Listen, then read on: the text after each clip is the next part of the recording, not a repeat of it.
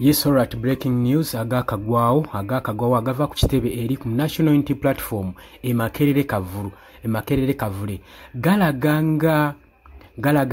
abadde amanyikiddwa nga Noah Mutwe tubadde tumulabaawo atera okubanga screaming live gwe mukwano gwange ali yampuliriza amaze okubanga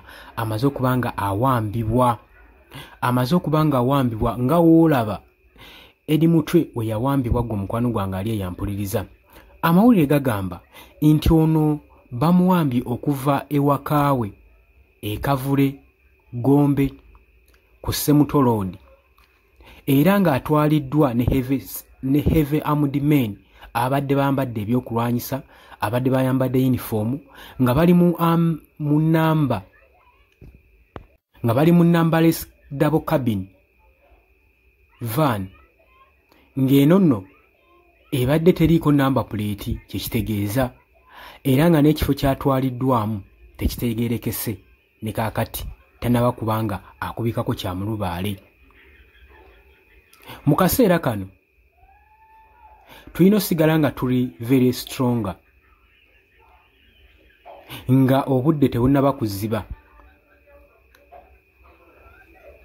kubanga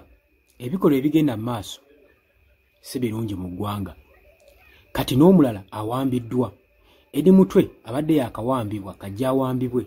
kakati tulaba n'omulala awambiddwa Noah Mutwe.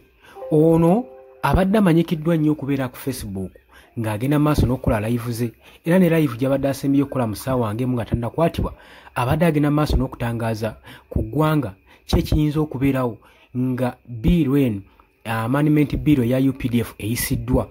mu parliament y'eggwanga Uganda era nga abagambye nti nno bajja balaga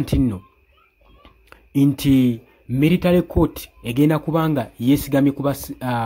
kuba amagye bokka kuba n'amagye bokka naye n'abatangaaza nga bagamba nti military court guno gonna omwaka ne gira egiyise mulabanga emisango gyonna gye badde ekwata bakibiina kya National Unity Platform be babadde batwalibwayo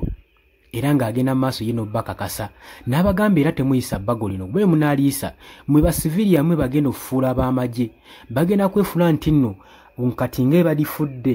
kooti ejjudde teri munnansi akkirizibwa kwambala kyambalo kikwatagana na kyamagye kitegeeza agenda kuba batagetinze mmwe abawagizi bannakibi ekibiina kino ekya National Unity Platform babakwate babasibe mwe bagenda okukozesa mu kooti egenda okubanga eweereddwa authority naye kaakati wano terina moral authority ate ne webuli kati terina wadde ttondo lya bumanyirivu kuhandolinga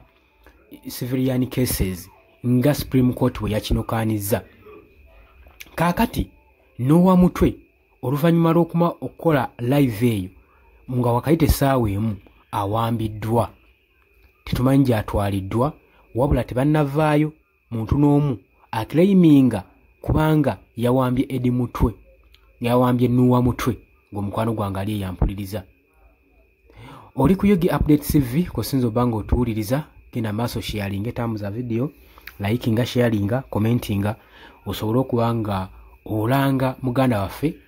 agenze maaso n'okubanga wambi wabula ebikolwa nga bino bigenda maaso n'okubanga bivumirirwa naddala mu kaseera akatuukiridde aka 2026 general elections tugenda maaso n'okutegeeza abaana Uganda nti ebikolwa nga bino bigenda maaso n'okubaawo era mulina okubeera bulindaala kubanga gavumenti yabuliddwa engeri gyekwatamu oba gyesibamu abaana oba n'engeri gyebattamu ekyabuliddwa olw'ensonga nti ekibiina kya National Unity Platform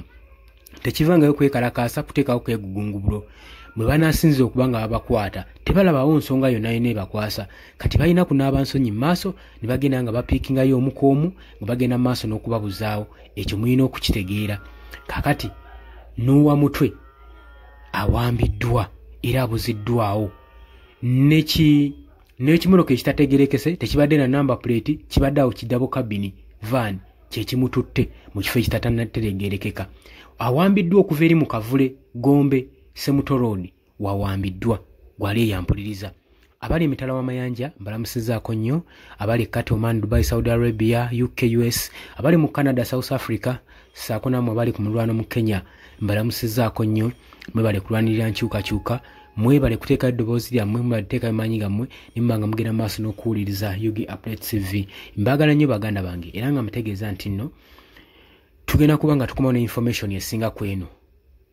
mweraba.